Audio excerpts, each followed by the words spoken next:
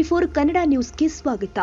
ಶೀಘ್ರವೇ ಅಂಗನವಾಡಿ ಶಿಕ್ಷಕಿಯರ ನೇಮಕಾತಿ ಪ್ರಕ್ರಿಯೆ ನಡೆಯಲಿದೆ. ಈಗಾಗಲೇ ಆನ್ಲೈನ್ ಮೂಲಕ ಅರ್ಜಿ ಕರೆದಿದ್ದು ಜಿಲ್ಲಾಧಿಕಾರಿಗಳ ಜಿಲ್ಲಾ ಪಂಚಾಯತಿಯ ಮುಖ್ಯ ಕಾರ್ಯನಿರ್ವಹಣಾಧಿಕಾರಿ ಸಿಇಒ ಒಳಗೊಂಡ ಜಿಲ್ಲಾ ಮಟ್ಟದ ಸಮಿತಿಯಲ್ಲಿ ನೇಮಕಾತಿ ನಡೆಯುತ್ತೆ ಅಂತ ಮಹಿಳಾ ಮತ್ತು ಮಕ್ಕಳ ಅಭಿವೃದ್ಧಿ ಇಲಾಖೆ ಸಚಿವರು ಆದ ಲಕ್ಷ್ಮೀ ಹೆಬ್ಬಾಳ್ಕರ್ ಹೇಳಿದ್ದಾರೆ.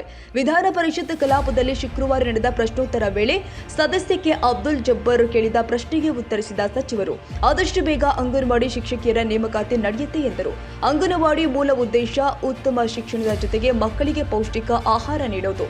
ಮುಖ್ಯಮಂತ್ರಿಗಳು ಈಗಾಗಲೇ ಮೌಖಿಕವಾಗಿ ಆದೇಶ ನೀಡಿದ್ದು ಇದೇ 22ರಿಂದ ಅಂಗನವಾಡಿ ಕೇಂದ್ರದಲ್ಲಿ ಸರ್ಕಾರಿ ಮಾಂಟೆಸರಿ ತರಗತಿಯನ್ನು ಆರಂಭಿಸಲಾಗ್ತಾ ಇದ್ದು ಅಂಗನವಾಡಿ ಕೇಂದ್ರಗಳನ್ನು ಉನ್ನತೀಕರಣ ಮಾಡಲಾಗುತ್ತೆ ಎಂದರು. ಪೌಷ್ಟಿಕ ಆಹಾರ ಯೋಜನೆ ಅಡಿ ಅಕ್ಕಿ ಗೋಧಿಯನ್ನು ಕೇಂದ್ರ ಸರ್ಕಾರದ ಎಫ್ಸಿಐ ಮೂಲಕ, ಹಾಲಿನ ಪುಡಿಯನ್ನ ಕೆಎಂಎಫ್ ಮೂಲಕ ಖರೀದಿ ಮಾಡಲಾಗ್ತಾ ಇದೆ. ಕೋಳಿ ಮೊಟ್ಟೆಯನ್ನ ಅಂಗನವಾಡಿ ಕಾರ್ಯಕರ್ತರ ಮೂಲಕ ಸ್ಥಳೀಯವಾಗಿ ಖರೀದಿ ಮಾಡಲಾಗ್ತಾ ಇದೆ ಎಂದು ಸಚಿವರು ಹೇಳಿದ್ದಾರೆ. ಹೇಮಲತಾ ನಾಯಕ ಕೇಳಿದ ಪ್ರಶ್ನೆಗೆ ಉತ್ತರಿಸಿ 49 ವರ್ಷ ಇತಿಹಾಸ ಹೊಂದಿರುವ ರಾಜ್ಯದ ಅಂಗನವಾಡಿಯಲ್ಲಿ ಇದುವರೆಗೂ ಅಹಿತಕರ ಘಟನೆ ವರದಿಯಾಗಿಲ್ಲ. ನಾನೇ ಖುದ್ದು ಕೆಲವೊಂದು ಅಂಗನವಾಡಿ ಕೇಂದ್ರಗಳಿಗೆ ಭೇಟಿ ನೀಡಿ ಪರಿಶೀಲನೆ ಮಾಡ್ತಾ ಇದ್ದೇನೆ ಎಂದು ಹೇಳಿದರು.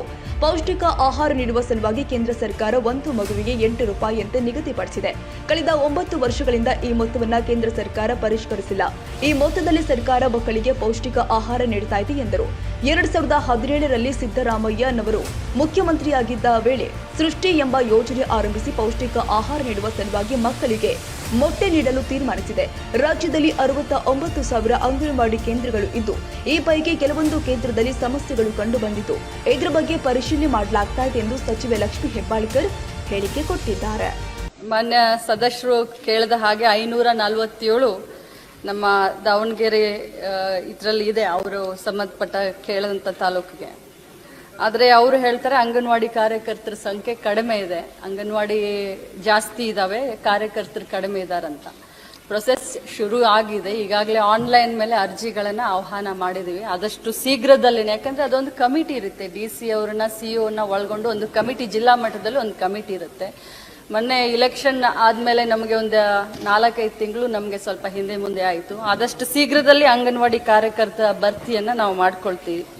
ಇನ್ನು ಭಾಷೆ ಬಗ್ಗೆ ಹೇಳಿದ್ದಾರೆ ಮಾನ್ಯ ಸದಸ್ಯರು, ಉರ್ದು ಆಗಲಿ ಅಥವಾ ಮರಾಠಿ ಆಗಲಿ, ಸದ್ಯಕ್ಕೆ ನಮ್ಮ ಮುಂದೆ ಆ ರೀತಿ ಯಾವುದೇ ಪ್ರಸ್ತಾವನೆ ಇಲ್ಲ. ಆದರೆ ನಾವು ನಮ್ಮ ಶಾಲೆಗಳನ್ನು, ನಮ್ಮ ಅಂಗನವಾಡಿಯ ಮುಖ್ಯ ಉದ್ದೇಶ ಪೌಷ್ಟಿಕ ಆಹಾರದ ಜೊತೆಯಲ್ಲಿ ಉತ್ತಮ ಗುಣಮಟ್ಟದ ಶಿಕ್ಷಣ ಅಂತ. ಅದಕ್ಕೆ ಮಾನ್ಯ ಮುಖ್ಯಮಂತ್ರಿಗಳು ಈಗಾಗಲೇ ನಮಗೆ ಮೌಖಿಕವಾಗಿ ಅನುಮತಿಯನ್ನು ಕೊಟ್ಟಿದ್ದಾರೆ. ಮುಂಬರುವಂಥ ದಿನದಲ್ಲಿ, ಇದೇ ತಿಂಗಳು 22ನೇ ತಾರೀಕು ನಾವು ಗವರ್ಮೆಂಟ್ ಮಾಂಟೆಸರಿ ಅಂತ ಅಂಗನವಾಡಿಗಳನ್ನು ಒಂದು ಅಪ್ಗ್ರೇಡ್ ಮಾಡೋಕೆ ಇದನ್ನ ಮಾಡಿದ್ವಿ. ಕನ್ನಡ ಮತ್ತು ಇಂಗ್ಲಿಷ್ ಮೀಡಿಯಂನಲ್ಲಿ ಗವರ್ಮೆಂಟ್ ಮಾಂಟೆಸರಿ LKG ಮತ್ತು UKGಗಳನ್ನ ಮಾಡಲಿಕ್ಕೆ ನಾವು ಕ್ರಮ ತೆಗೆದುಕೊಂಡ್ವಿ.